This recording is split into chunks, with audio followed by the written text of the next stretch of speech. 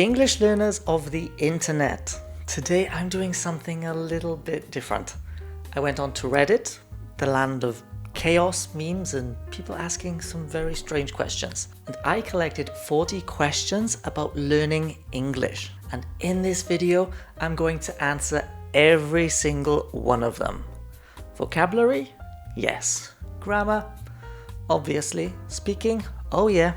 Why English makes no sense? Well, yeah, we'll look at that too. If you're learning English right now, trust me, you've asked at least 5 of these questions. Maybe 10, maybe all of them. No judgment. So grab a coffee, tea, protein shake, whatever you need to survive this. Because we're going through 40 real questions and I'm giving you clear, simple, no-nonsense answers you can actually use. Okay, so let's go. Number 1. How can I remember new English words without forgetting them? Yeah, I get asked this question quite a lot, so the best way to learn any kind of vocabulary is repetition. The more you use it, the more comfortable you feel using it, and the more automatic it becomes, the less likely you are to forget it. But here's the thing, there are different techniques for repetition. So my advice usually is to use what we call spaced repetition. So this means that we can review the vocabulary maybe 24 hours later, then 3 days, then 1 week, and then 1 month. Remember that repetition is the most important for learning new vocabulary. Another great technique to help you to learn new vocabulary is to put it in your own sentence. Put it in a context that you would actually use it and that you understand. This is great because it means you are more likely to use it because you can associate it with something in your life. So more advice is to use that word, not just see the word and say, oh, new vocabulary. Like try and use it in speaking and writing within 24 hours. But again, remember, put it in a context that you understand and you can remember. Question number 2, is it better to learn vocab by topic or from context? Okay, so when we think of topic learning vocabulary around a particular category, that's really good for beginners. It's a great technique to get you to start learning some new vocabulary. And not just 1 word or 2 words, but a bunch of words. And context learning, it's great for building long-term memory. So not just seeing the words, but being able to remember them over a long period of time. So in this, is it better to learn vocabulary on a specific topic, or is it better to learn vocabulary in a context? Well, one is not better than the other. The best strategy is to actually use both techniques. Learn some vocabulary on a particular topic, but then also practice to learn vocabulary in a context. Using both is what's actually going to really push you and help you to improve. Question number 3, how many words do I need to know to be fluent? Well, on average, we say that you need between 2,000 and 3,000 words to have like an everyday conversation. If you want to be comfortable using upper intermediate English, then more between 5,000 and 7,000. If you want to have a near native level, then it needs to be more than 10,000 words. But here's the thing, how do you know how many words you use? In my opinion, it's a waste of time to write all the words that you know to see where you are on the scale. In my opinion, it's not so much about the words that you know, it's more about how fluid you are in your conversation. So I wouldn't stress so much about, do I know enough vocabulary? Do I use a specific amount of words every day? Like, just concentrate on speaking. That's what's really going to help you to become more fluid and fluent. How do I stop translating from my native language? So there's a few different techniques that you can use. And one of the techniques that I encourage my students to do, even if it's to learn simple things like telling the time, is when they're doing these things in their everyday life, stop and think, how can I say this in English? Try and get used to using simple sentences to describe what you're doing, how you're doing it. You can say it out loud or you can say it in your head. Using this kind of technique, it's going to help you to become more fluid and fluent in your speaking, but it also stops you from translating so much. And another way is just to learn some basic short sentences and keep repeating them to yourself. You're doing that action, repeat it. Say that you're doing it. That's going to help you later if you then need to describe what you did. And another technique is shadowing. So listening to native speakers, listen to their rhythm, their intonation, and trying to repeat after them exactly what they said. This is great to get you learning new vocabulary, get you speaking more fluidly, and just trying to stop thinking in your native language. If you're translating, it's because you're thinking in your native language and then you're trying to translate it into English. Try to think in English. It's going to help you. Question number 5.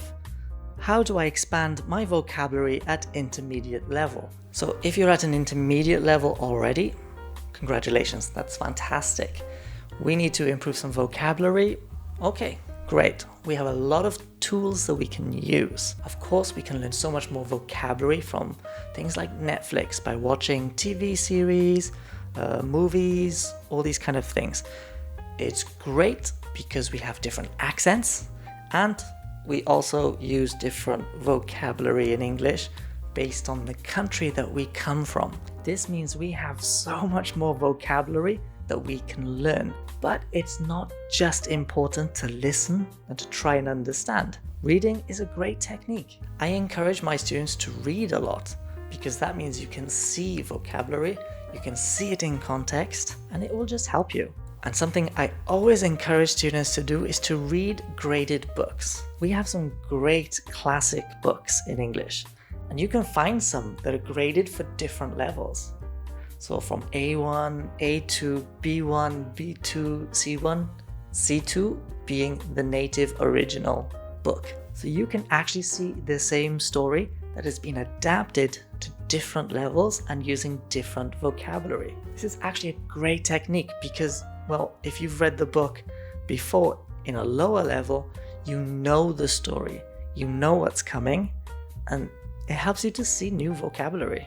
It's a great technique. I also encourage all of my students that when they see new vocabulary, to write it down.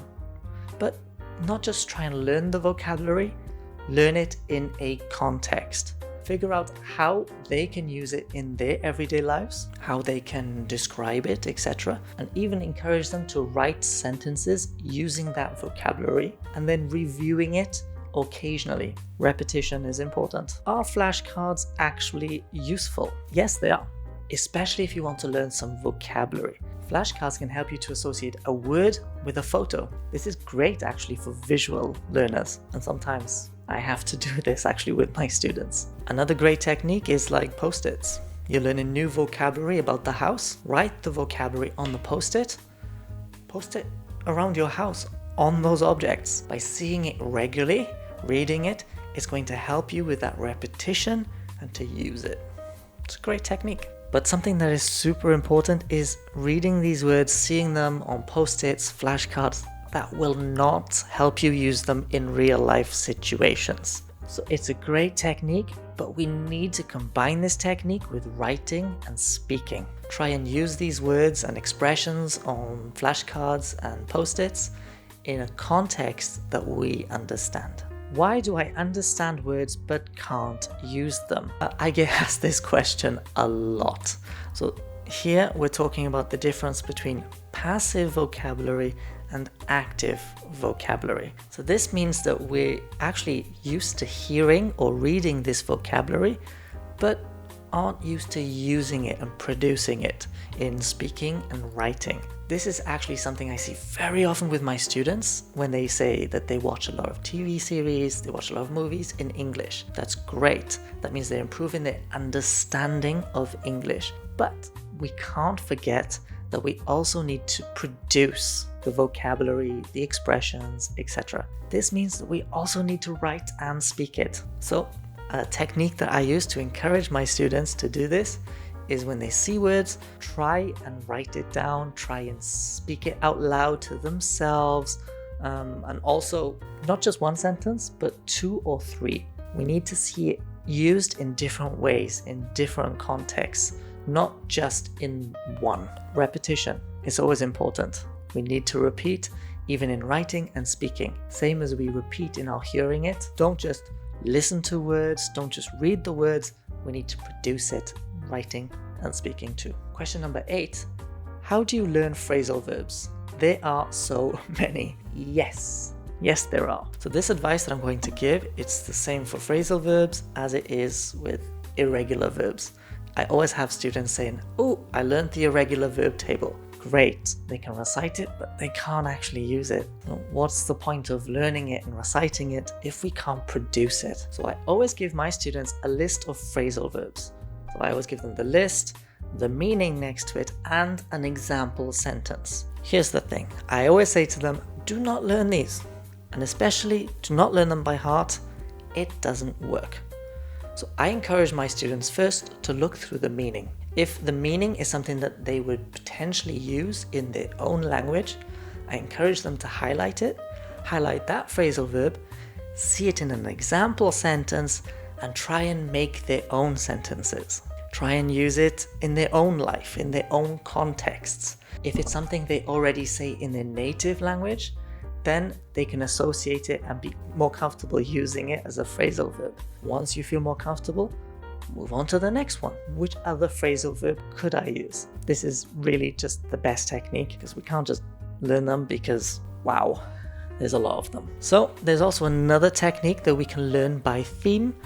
So learning phrasal verbs that are specific for travel, for example, or more professional style or more everyday conversations. By learning them by theme, you can associate them into your own life, what you do, and try and use them too. So for example, learning phrasal verbs with turn, then learning phrasal verbs like stand, then ones like get. Just remember, my advice is always do not memorize lists. This is not going to help you to use it naturally. Question number 9, should I learn English slang? Yes.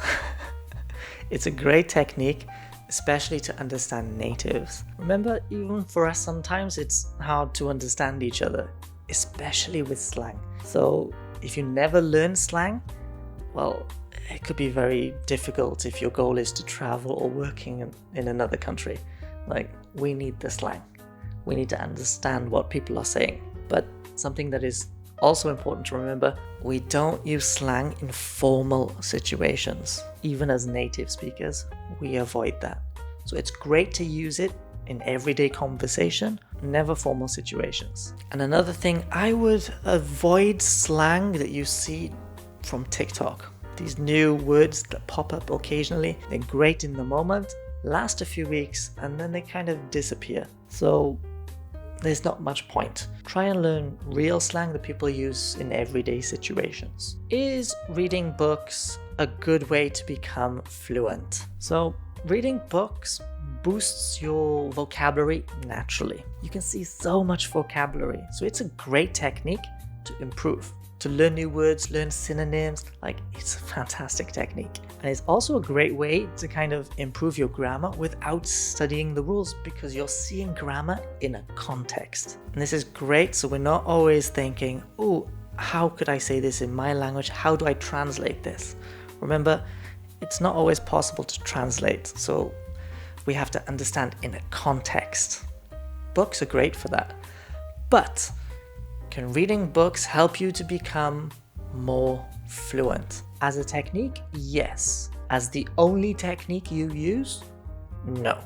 We have to combine it with everything: speaking, listening, writing, etc. I actually once had a colleague who spoke English really well, and how she really learned English was by reading a dictionary. So, I mean, it's possible, but I don't really advise it. And besides, it doesn't sound very fun. Question number 11, how can I speak English without a partner? Okay, so there's lots of different things. I always encourage people to speak as much as they can in every context. So we can always, usually, especially live in a city, find like a language exchange. If you're unable to go or there isn't one in your local area, there are other techniques that you can use. Talking to yourself is actually a really great technique. So I'm always thinking, I'm always talking to myself, which is a bit weird sometimes, but it's actually a good technique. You can describe your day, describe the action that you're doing. Don't just think it, say it out loud. The brain is a muscle that we can train, but we also need to train the mouth and the tongue for pronunciation. So the more you speak, the easier it becomes. Just narrate your life as much as possible. Another great technique is shadowing. Trying to repeat the rhythm, the intonation that native speakers use. So I have created some videos on shadowing and working from different levels, from beginners up to advanced. If you're interested in checking out those videos and trying this technique, I'll put a link up here for you to help you. And another option is that there are some apps available like Hello Talk, for example, where you can actually connect with people and try and practice having conversations in different languages. Even if language exchanges aren't available to you, etc., well, you can reach pretty much anybody in the world. And the best part is you can also find some native speakers on these apps to help you to really practice, and maybe you can help them to learn your language. It's an exchange. How do I stop getting nervous when speaking? Okay, so I get asked this quite a lot by students, and from my experience, most people get nervous when speaking primarily because they don't want to make a mistake. A little tip for you: even native English speakers make mistakes, and it's perfectly normal. So my advice for students is always not to look for perfection, but to look for communication. If we focus on communication, we focus on being fluid in our conversation, in our speaking, and it just becomes more natural. And the more we do it, the more comfortable we become doing it. So remember, focus on communication and not perfection. It's more important that people understand what you're trying to say than you getting it perfect. Okay, the next question: why do I freeze when I try to speak? I mean, this depends on the situations, right? So I have a lot of students, they're looking for a specific word. How do I express myself? Just like in the previous question, we're not looking for perfection. We want to focus on communication. By repeating everything, vocabulary, sentences, this is where you stop pausing, you stop freezing. The words come to you easier and more naturally. So yeah, focus on speaking. Speak as much as you can, and this will help you 100% to stop making pauses, to stop freezing, and just be more fluid in your conversation. And just don't worry about making mistakes. It's more important that people understand us, and we can have more conversation in a shorter time than us looking for perfection and maybe not talking so much. The next question: how can I improve pronunciation alone? A technique that I've already mentioned, shadowing. There are so many great YouTubers who teach English, who give you advice and also do a lot of shadowing techniques. Like English with Lucy is a great option. She has so many videos about shadowing. Check them out. Practice the shadowing technique. This will help pronunciation so much more. And also, not just shadowing, but there are so many great videos out there by great YouTubers who, you name it, practice pronunciation with you to teach you how to pronounce certain things like MB words. By using MB in a word, we don't pronounce the B. So we don't say thumb, we say thumb. Check them out. And another technique, you could just record yourself. Find a question, reply to the question, record yourself, and listen back. Listen to how you pronounce words. Even do some research. How do native speakers pronounce this word? Repeat that word. Repeat that phrase. Repetition is important. How do I sound less robotic? First thing I would say is learn contractions.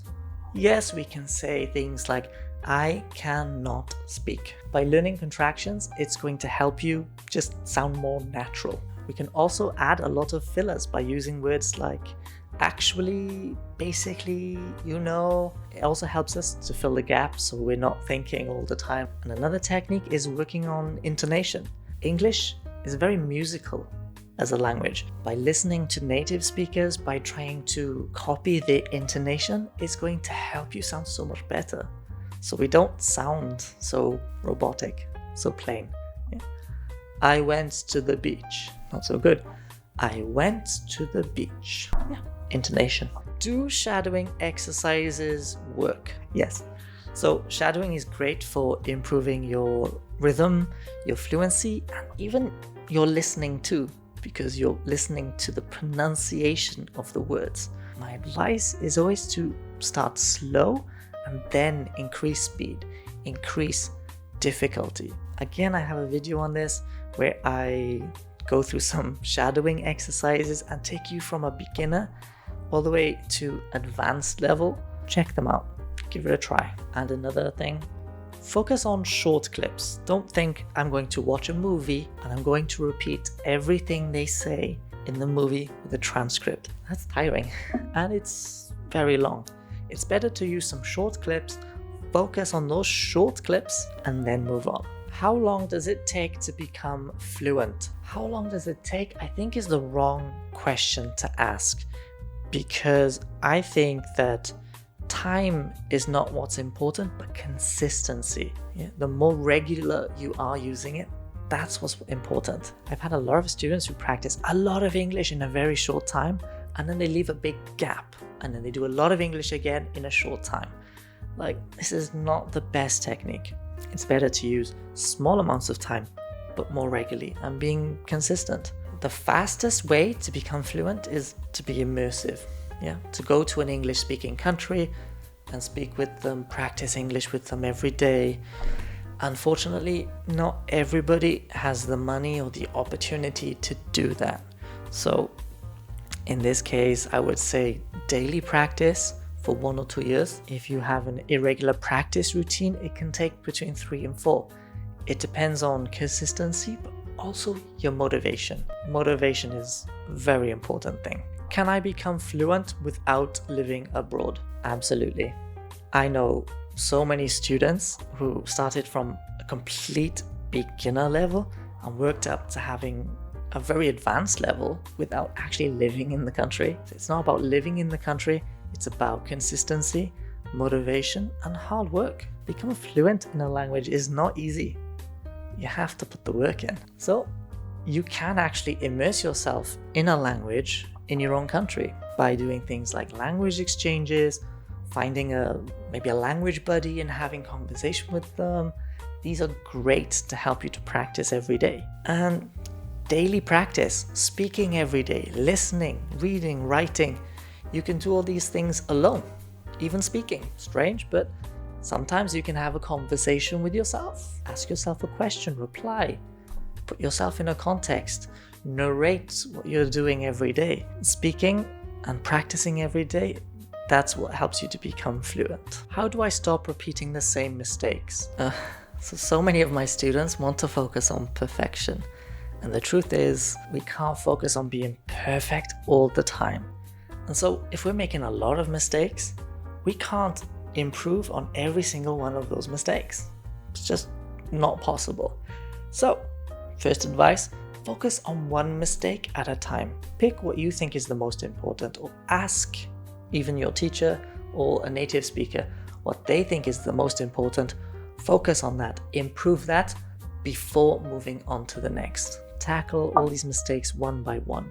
Don't try to tackle them all at the same time, but also getting corrected regularly. So by a native speaker or even by a teacher. I've met some incredible English speakers who are not native. Yeah, a lot of them learn from being in a country, being immersed in the language, and they can advise you or even correct you, even if they don't know the grammar why.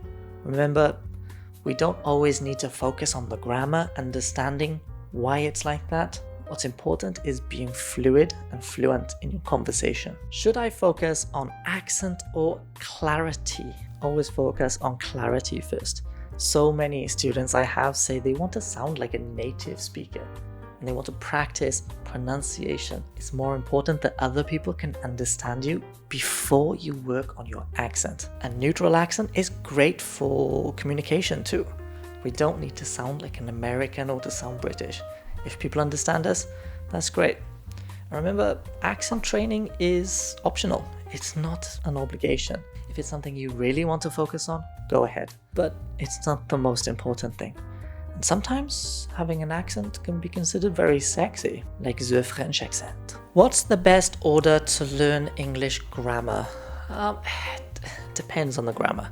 So if you're a beginner, then it's important to learn the most basic tenses and then move up to intermediate and then advanced tenses. So for example, starting with the present simple, then moving to the present continuous, and then later to the past tenses, and then the future, and later moving into the more complicated ones. But my advice is always to feel comfortable with each tense before we move forward. We need to understand exactly when we use each, in which context, and more importantly, focus on using it, not just understanding it. Practice using the present simple in conversation. Listen to it, speak it, write it, before moving on to the next. You can also work on like the future forms, modals, conditionals, great. But again, more important is that people understand us before we mix too many things at once. Learning prepositions is so important because it helps us to actually emphasize when an action is happening, where it's happening, how it's happening. So yeah, always learn articles and prepositions along with the beginner tenses first. What is the difference between the present simple and the present continuous? So I won't go into a lot of detail in this because that's actually a video topic in itself. I have created a video for the present simple and for the present continuous, which I will link above. And in the present continuous video, I have actually explained the difference between the two, but I will give you a brief overview. So the present simple, for example, I work, I play, I see, we use for a routine. Actions that we do regularly, like our hobbies, our work routine, routine in the morning, etc. Or to describe facts like she is beautiful, he is a doctor, etc. We use the present continuous tense to talk about actions that are happening right now in this very moment. Or it's a temporary action that's happening in this general time. And the kicker is that we can also use the present continuous to talk about the future in some cases. So check out the video. There's a full explanation in it. Why are prepositions so inconsistent? So I get asked this question a lot by my students. They always ask me, why are there prepositions everywhere in English? And when I first started teaching, I didn't fully understand what they were asking because I didn't think there were that many more prepositions than in other languages. But yeah, so we use a lot of prepositions sometimes for idiomatic expressions or even for phrasal verbs. Remember, if we're using a phrasal verb like a verb and a preposition like stand up, well, up, it's a preposition on its own. Or, turn on. On is a preposition. But with an example like phrasal verbs, turn on, it's a phrasal verb. It acts like a verb. So in this case, on isn't a preposition in this sense. It's with turn, it's acting like a verb. So there are prepositions everywhere in that sense. But yeah, we need to learn the prepositions of place, the prepositions of time, prepositions of movement, maybe some phrasal verbs and idiomatic expressions to get used to them. And another thing is we do have certain verbs that always use a particular preposition, like depend on. These are things you just have to learn. It's like that. So the best advice I can give is don't search for logic, but focus on patterns. That's what will really help you with prepositions. How do I know when to use the? So generally we use the when we are talking about something specific, like the book is on the table. So it's a specific book that is on a specific table. Very simple. We don't use the when we are talking about general ideas. So if I say there are books on the table, books are general. Maybe we don't know which books they are, but we can physically see the books that are on a specific table. To say a book is on a table, it means there's a book that we don't know what it is that's on a table somewhere, but maybe we don't know where that table is. So the is always used for specifics. We're talking about something in particular. Like if I say, Give me a jumper, it's general, any jumper. Give me the jumper, I want a specific jumper, that one. And also, when we're talking about countries, generally we use the preposition in to say like in Italy, in France, in England, etc. But for countries that have the word United in it, we always add the in front. In the United States, in the United Kingdom, in the United Arab Emirates. It's a pattern, it exists, I don't know why, it just does. Do natives memorize phrasal verbs? No, not at all. This is why I don't encourage my students to learn phrasal verbs or to learn the table of them. I always say to them, look at the phrasal verb, look at the meaning. How can you use that meaning in your everyday life? Try and put it in your own context. We shouldn't learn anything in lists. It's not going to help you to use it naturally. Maybe you can think it, you can recite the table, like the irregular verb table, for example. But if you can't use it, if you can't produce it, why learn it? Yeah, always learn in a context. That's what's important. That's how we naturally learn. Is English grammar actually easy? How to answer this question? Yes and no. So generally English verbs can be very easy. If we think like the present simple, right? I work, you work, he, she, it works, we work, they work. That's very simple. So yeah, it can be easy sometimes. We also don't have gender in English for objects. So there's no masculine and there's no feminine that exists like in French or in Spanish, for example. That makes it easier. The conjugation is also quite simple. Some things can be a bit complicated, but the conjugation that we use for everyday conversation is actually quite simple. So what's difficult in English is that we have things like phrasal verbs that don't exist in some languages. And so we have to kind of learn phrasal verbs on the context, not on translation. Prepositions can be difficult, especially as we use certain prepositions sometimes with certain verbs. We just have to learn them. That can be hard too. Why are there so many exceptions in English? Yeah, so English is a language that is made from different languages. So the origins of English are German, French, and Latin. So it's perfectly normal that we can't follow rules of 3 different languages, and it makes sense. It's why we have exceptions, because it could work in one language and not in the other. Every time we mix languages, it's difficult, it's complicated. Generally, any exceptions and irregularities, it just comes from history. How language adapts over time, how we learn new vocabulary, how we create and change language.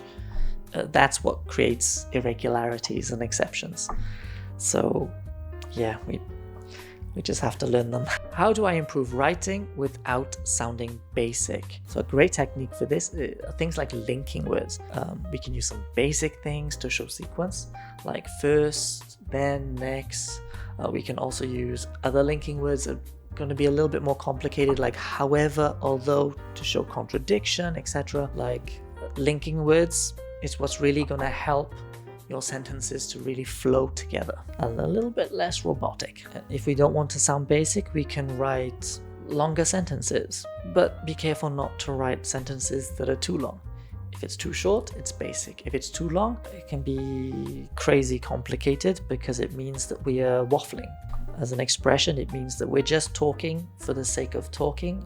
If we can say it shorter and be more direct, just do that. And also by reading. The more that you read, try and copy some of the patterns that you see. Copy some of the vocabulary, the sentences.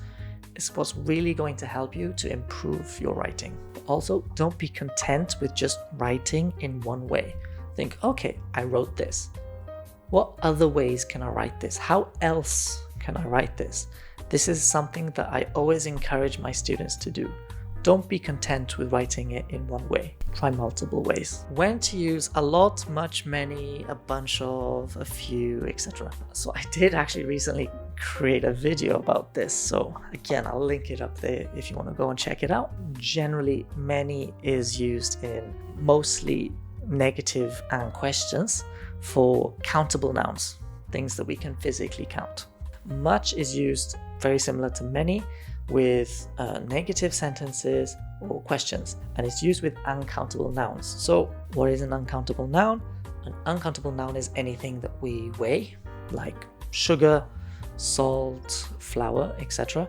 Anything that we measure, like liquids and gases, so water, wine, coffee, oxygen, air, these kind of things.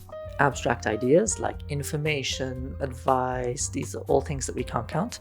Also, certain categories. So, for example, pounds, we can count, dollars, euros, these are all things that are countable. Money is a category, it's uncountable. Another example would be burgers, we can count. Chips or French fries if you want.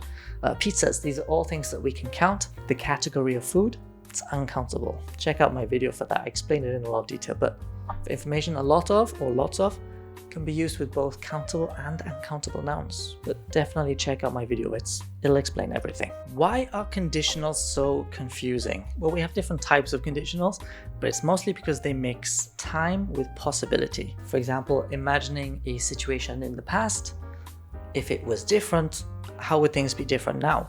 That can be quite a complex concept, but this is why they're confusing. It's about, mixing the time and possibility, even now, and possibility in the future. Depends on the conditional, but advice that I always give to my students is to focus on the meaning, not always on the rule. Try and get it in context. Try and understand the idea behind it, then focus too much on the rule. And just learn from real examples. Like, see it in a context. Figure out how you can use it. Put it in your own situation. It's a great technique. How do I improve listening? So listen to English daily with maybe some short clips.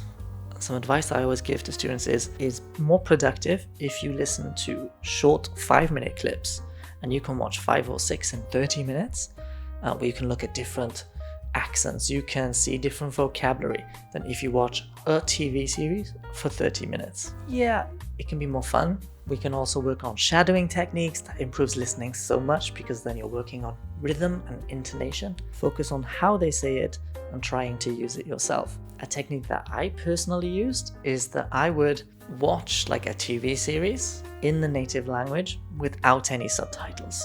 So I'm spending some time trying to focus only on understanding, focusing on the listening, concentrating on what's happening. Later, I would watch it again with subtitles in the native language.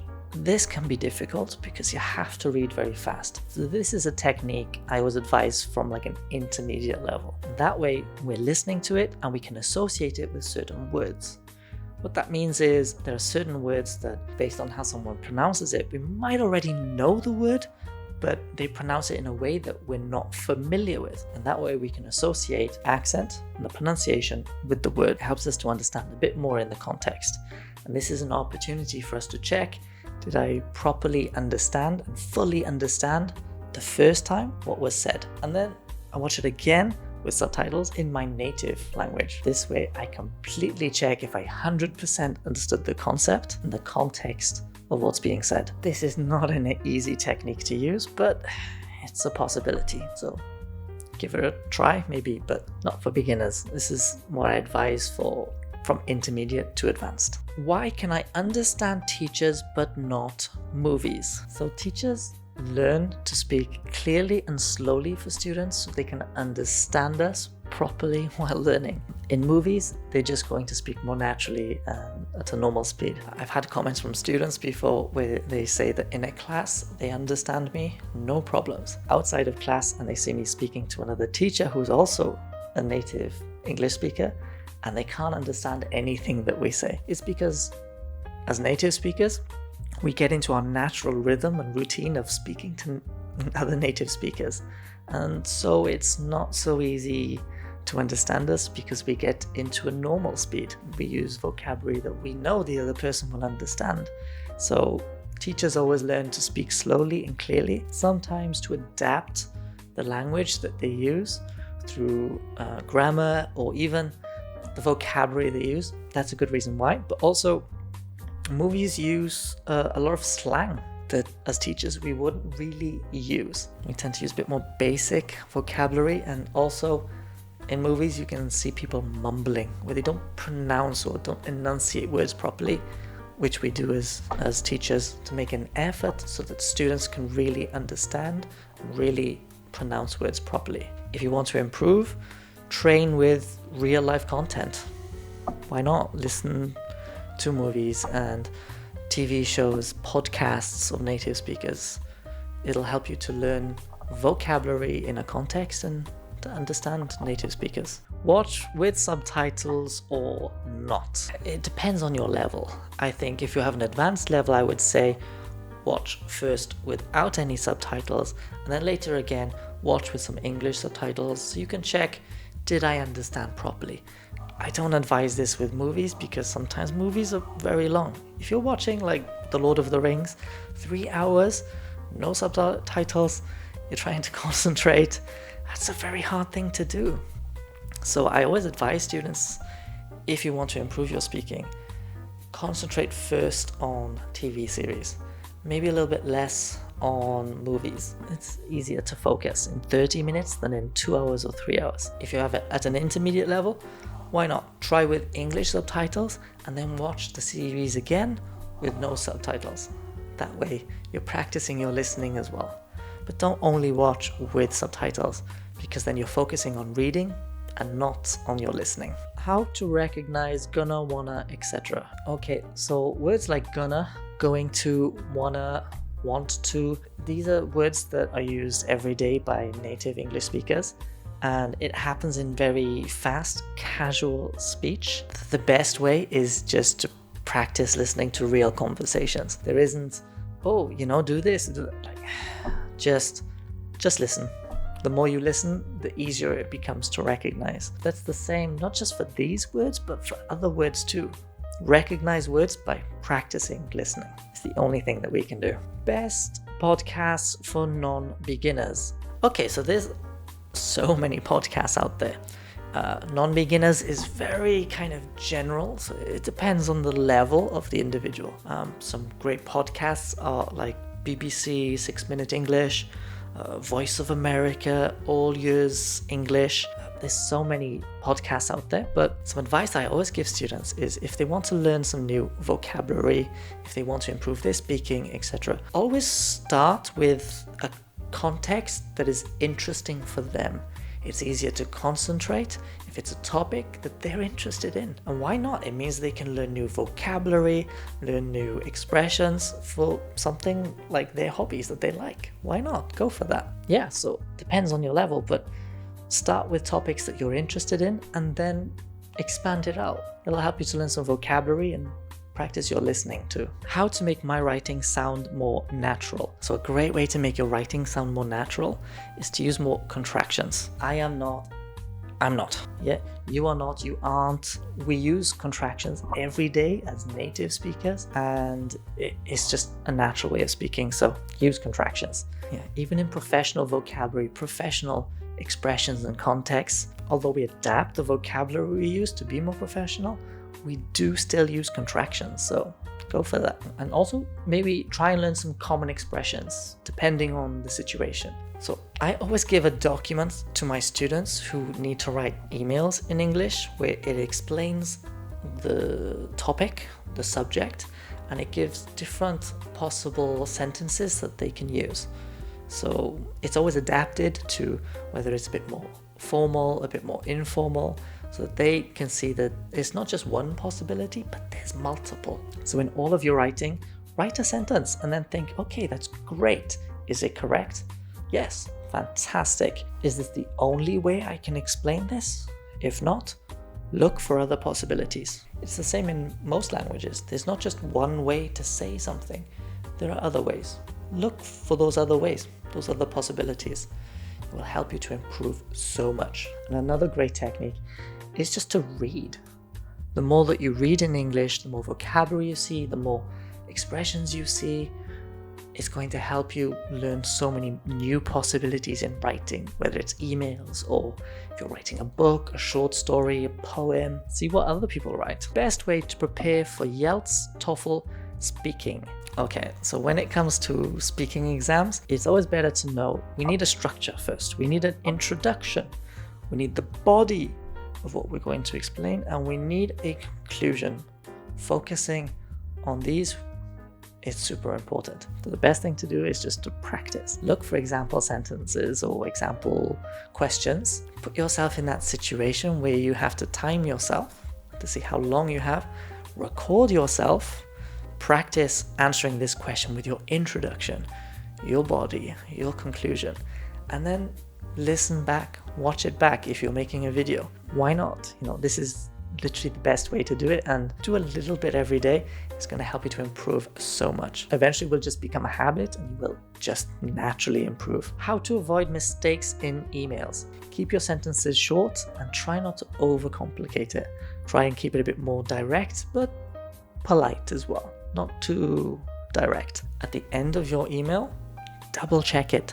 So many of my students will write something and then send it and stop. And then when I read through with them to check it, and they go, oh, no, that's not correct. Sometimes you can pick up on your own mistakes. Try to use simple vocabulary. Try not to overcomplicate it for yourself. If you're trying to use a new sentence structure, try and keep the vocabulary simple, so you're not overcomplicating the whole process for yourself. Is journaling good for learning? Yes, actually, it's a great technique to help you to build some fluency. It helps you to learn grammar naturally. And if you learn some new vocabulary in the day, you put it in a context, which you can read back. I encourage journaling because it's about English production. We always write in the same way that we think. So by putting it down, we're forcing ourselves to think in English. And this is actually a great technique to help us to improve our speaking too, because if we're thinking in English, naturally it's going to be easier to speak it. So journaling is a great technique. How do I know if my writing is correct? Depends on the context. If you have an English teacher, get them to check it with you. Yeah, they can correct you and help you to understand why this is a mistake or why we use this. If you have a teacher available, it's always the best thing to do. We can also compare it with what we wrote and some native examples. So we can see, I wrote it like this, but they wrote it not in the same structure. It's a great way to learn, and we can just adapt for the next time. I'll try it in this way. We also have a lot of new tools available now, like Grammarly, where we can write what we want to write, and then we can check it and it can correct us.